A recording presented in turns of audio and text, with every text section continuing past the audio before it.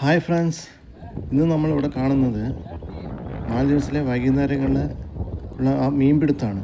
പക്ഷേ ഇത് ഇന്നത്തെ ദിവസം കുറച്ച് സീരിയസ് ആയിട്ടുള്ള മീൻപിടുത്തമാണ്. ഇദ്ദേഹം വളരെ എക്സ്പേർട്ടായിട്ടുള്ളൊരു മീൻപിടുത്തക്കാരനാണ്. സ്വന്തമായിട്ട് ഷോപ്പൊക്കെ ഉള്ള ആളാണ്. വൈകുന്നേരങ്ങളിൽ സാധാരണ വന്നിട്ട് മീൻ പിടിക്കാറുണ്ട്. ഇന്നത്തെ കളക്ഷൻ, ഫിഷ് കളക്ഷൻ എന്ന് പറയുന്നത് അതിഗംഭീരമാണ്. ട്യൂണ ഫിഷാണ് പിടിക്കുന്നത്. കൂടെ ചില ഹന്തിമാസ് അങ്ങനത്തെ ഒന്ന് രണ്ട് മീനുകളുണ്ട്, ഡിഫറെൻറ്റ് വെറൈറ്റീസ് ആയിട്ടുള്ള മീനുകൾ. ഇദ്ദേഹം നല്ല രീതിയിൽ തന്നെ മീൻ പിടിക്കുന്നുണ്ട്, ടെക്നിക്കലായിട്ട്. കുറച്ചധികം മീൻ ഇദ്ദേഹത്തിൻ്റെ വേറൊരു കൂട്ടുകാരനും കൂടെ ഉണ്ട്. അവർ രണ്ടുപേരും പിടിച്ചിട്ടുണ്ട്. പിന്നെ ഇവിടെ തന്നെ പൈപ്പൊക്കെ ഉള്ളത് കൊണ്ട്, വെള്ളത്തിൻ്റെ സൗകര്യം ഉള്ളത് കൊണ്ട് അവിടെ തന്നെ മീൻ പിടിച്ച് ക്ലീൻ ചെയ്ത്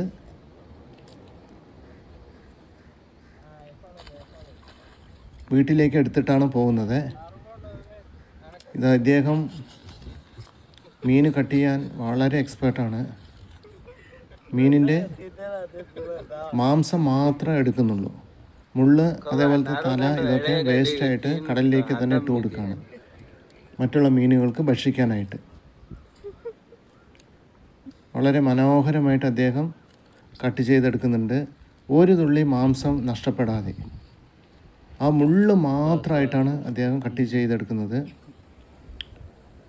ആ അവശിഷ്ടങ്ങളും അതേപോലെ തന്നെ മുള്ള്, തല എല്ലാം കടലിലേക്ക് എറിഞ്ഞു കൊടുക്കുകയാണ്.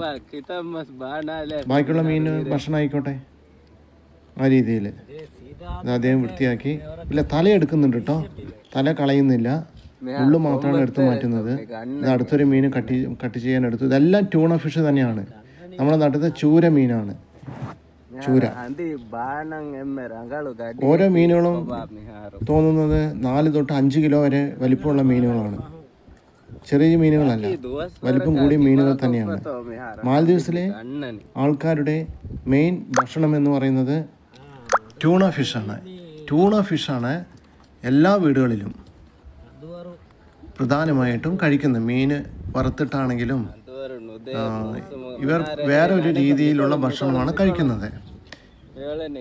ഇവിടെ നമുക്ക് കാണാൻ കഴിയും, നമ്മുടെ ഒരു കൂട്ടുകാരൻ തന്നെയാണ്, നമ്മുടെ ഒരു സ്റ്റുഡൻറ്റിൻ്റെ അച്ഛനാണ്.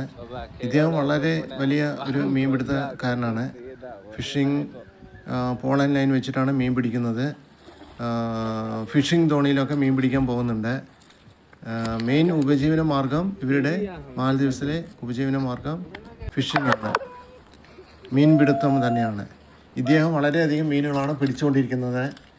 നോർമൽ ആയിട്ട് മീൻ പിടിക്കാൻ വരുന്നുണ്ട്. പക്ഷേ ഇന്നത്തെ ഇത് കുറച്ചുകൂടെ സീരിയസ് ആയിട്ട് തന്നെയാണ് അവർ മീൻപിടുത്തത്തിൽ ഏർപ്പെട്ടിരിക്കുന്നത്.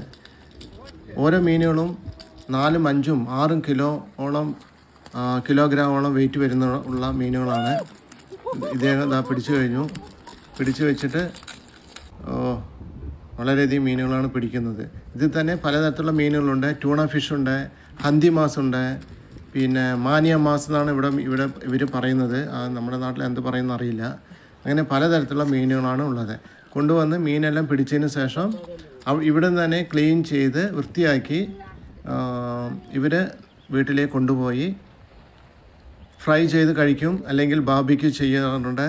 പിന്നെ ഇവിടെ മെയിൻ ഭക്ഷണം എന്ന് പറയുന്നത് ഈ മീന് കൊണ്ടുപോയി കഴുകി വൃത്തിയാക്കി, രക്തമെല്ലാം കളഞ്ഞ് കഴുകി വൃത്തിയാക്കി പച്ച വെള്ളത്തിലിട്ട് തിളപ്പിച്ച് തിളപ്പിച്ചെടുക്കുകയാണ്. തിളപ്പിച്ചെടുത്ത് ആ മീൻ വെള്ളമാണ് ഇവർ മെയിൻ ഭക്ഷണമായിട്ട്, അതാണ് ഇവിടെ ഗർദിയ എന്ന് പറയുന്നത്. ആ മീനാണ് ഇവിടെ മെയിൻ ഭക്ഷണമായിട്ട് ഉപയോഗിക്കുന്നത്. ആ ഭക്ഷണം, ആ ലിക്വിഡ് ചോറിലൊഴിച്ചാണ് കഴിക്കുന്നത്. നമ്മൾ രസം കൂട്ടി ഊണ് കഴിക്കുന്ന പോലെ തന്നെയാണ് ഇവർ ആ വെള്ളം കൂട്ടി ചോറ് കഴിക്കുന്നത്. അതേപോലെ തന്നെ ചപ്പാത്തീൻ്റെ കൂടെ ചപ്പാത്തി മിക്സാക്കി കഴിക്കാനൊക്കെ ആ വെള്ളമാണ് ഉപയോഗിക്കുന്നത്. പിന്നെ ഈ വെള്ളത്തിൽ ഉപയോഗിച്ച ആ മീന് ഇവരെന്ത് ചെയ്യുന്നു, പുക വെച്ച് ഉണക്കി സ്മോക്ക്ഡ് ഫിഷ് ആക്കിയിട്ട് എല്ലാ കറികളിലും അതാണ് ഉപയോഗിക്കുന്നത്. ഇതവിടെ നമുക്ക് കാണാൻ കഴിയും. വളരെയധികം മീനുകളുണ്ട്. ഈ മീനുകളെല്ലാം വൃത്തിയാക്കി ഓരോരുത്തരും അവരവരുടെ വീടുകളിലേക്ക് കൊണ്ടുപോകുന്നതാണ്. ട്യൂണ ഫിഷുണ്ട്, ഹന്തിമാസ്, മാനിയമാസ് എല്ലാ വിധത്തിലുള്ള മീനുകളാണ് ഇവിടെ ഉള്ളത്. Okay friends.